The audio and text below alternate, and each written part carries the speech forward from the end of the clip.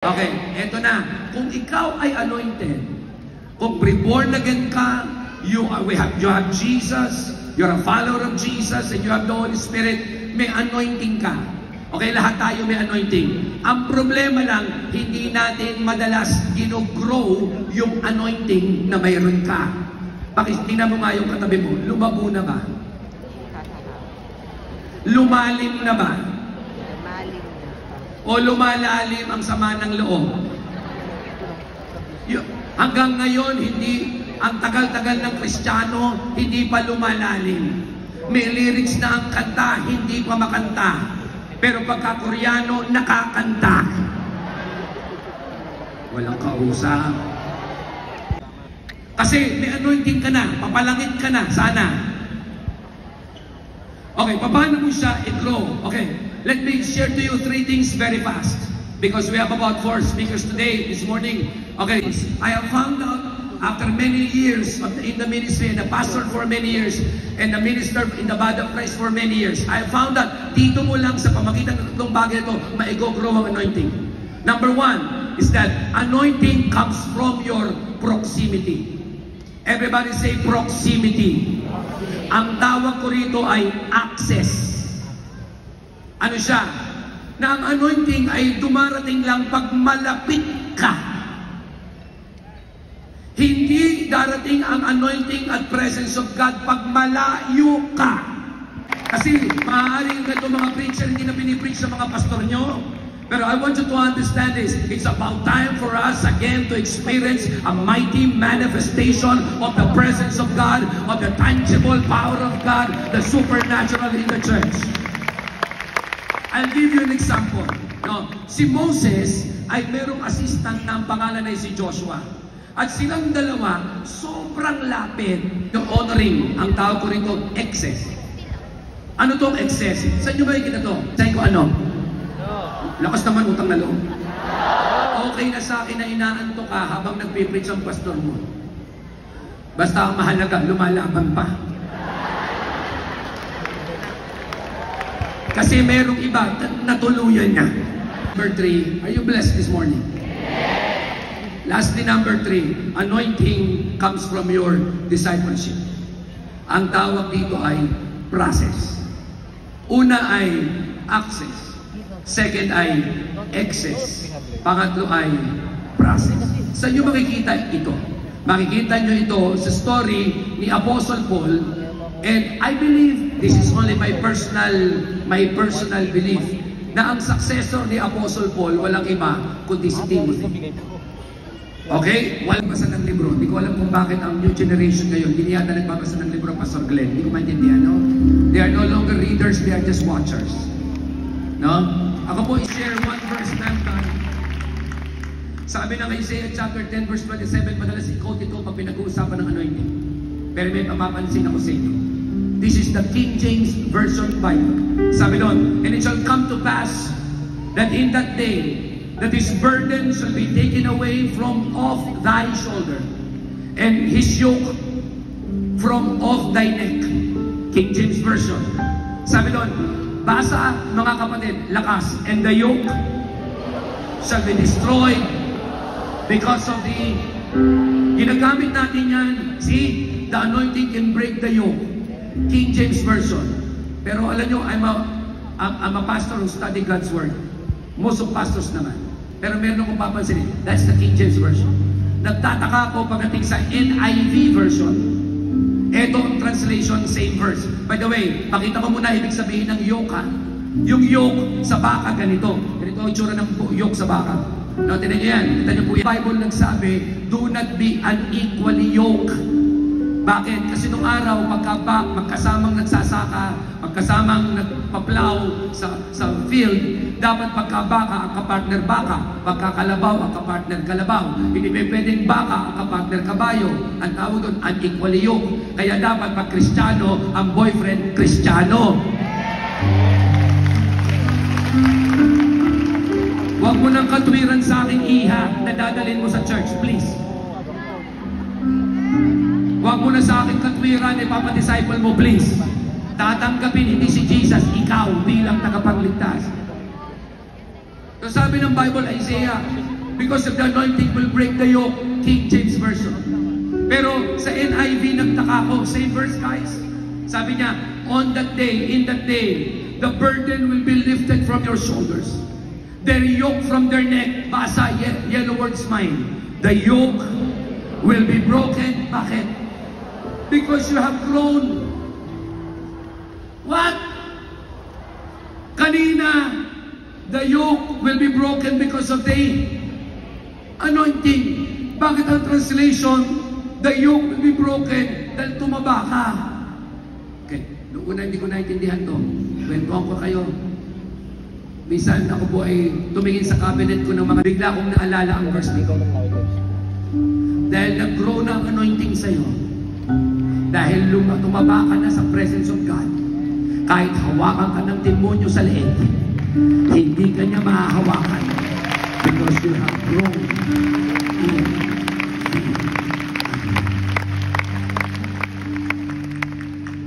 in mga kapatid, let's go back to intimacy, proximity, honoring the Lord. Amen. O Diyos, O Diyos, sa kabanalan mo, malulugod ako, buhay ay iaalay ko. Ikaw lamang ang nagtiwala sa akin, O Diyos, di kita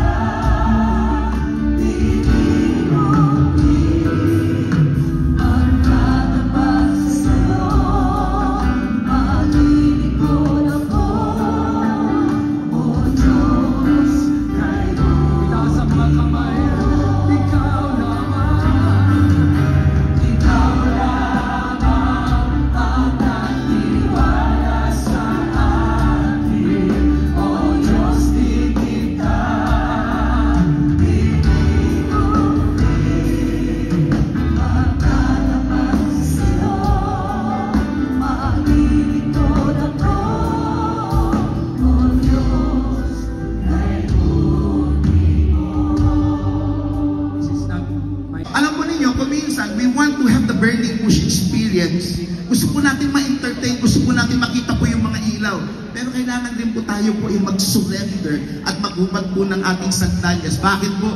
Hindi po tayo makakalapit sa Panginoon. Kung talagang ayaw po natin magtanggal, hindi po tayo makakalapit po sa Kanya. For most, when God asks you to surrender your sandals, malaki mawawala sa akin. Mga kapatid, walang mawawala sa iyo. Malaki po ang maidadagdag sa iyo. Pag-isipin. Sabi mo sa iyong katabi, perspective. Ay, salamat, tapos na.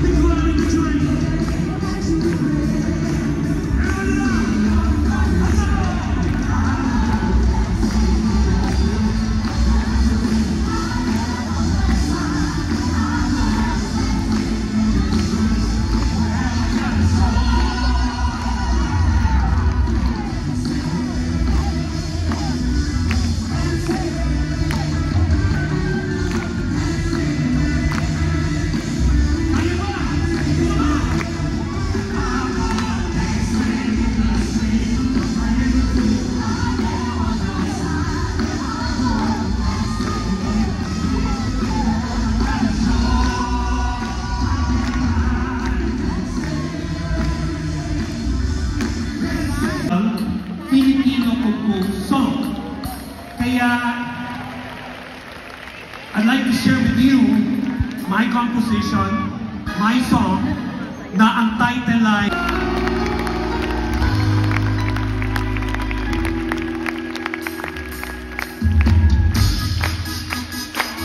Everybody, clap your hands, go!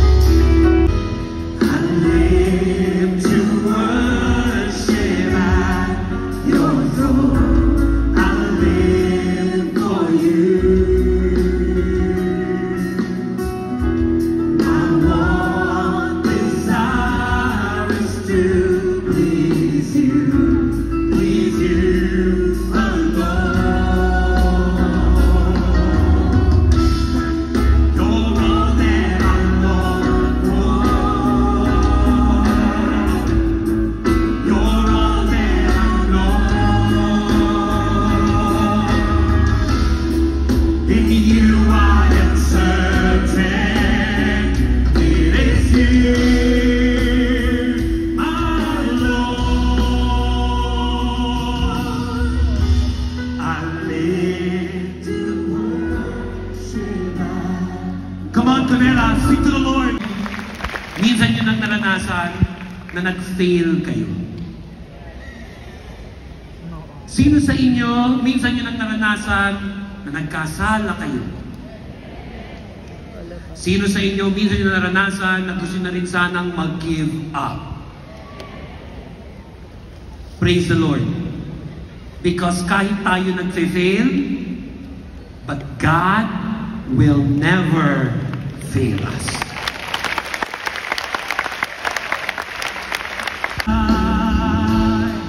I know that you were,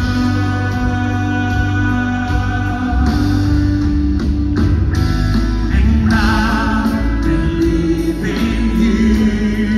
Your word is true, and you'll never fail me. And I believe in you.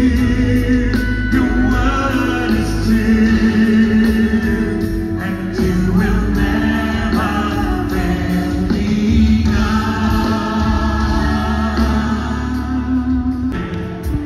Maniwala ka na totoo yung anointing power of the Holy Spirit of God. Kaya sa araw na to, believe that you will receive God's anointing power in your life. Itaas niyo yung dalawang kamay sa Panginoon at sabihin mo ito, yes, and I believe in you. Your word is true, and you will never fail me. And I believe in you.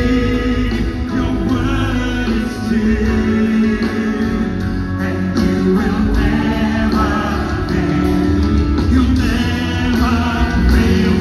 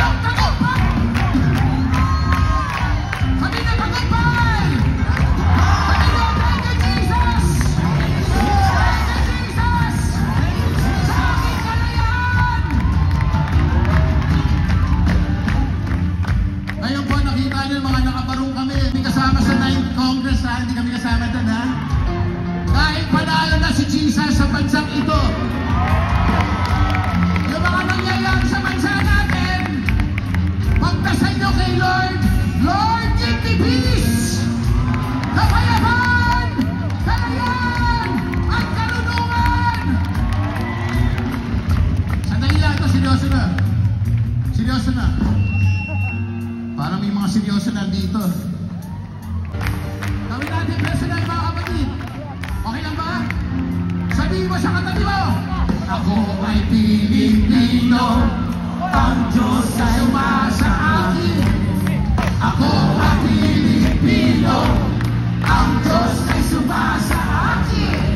Ang Diyos ay Pilipino, ang Diyos ay sumasa akin. Ako ay Pilipino, ang Diyos ay sumasa akin. Hey, hey, hey! Ako ang taong pinili, bayan ng Diyos. Sumasama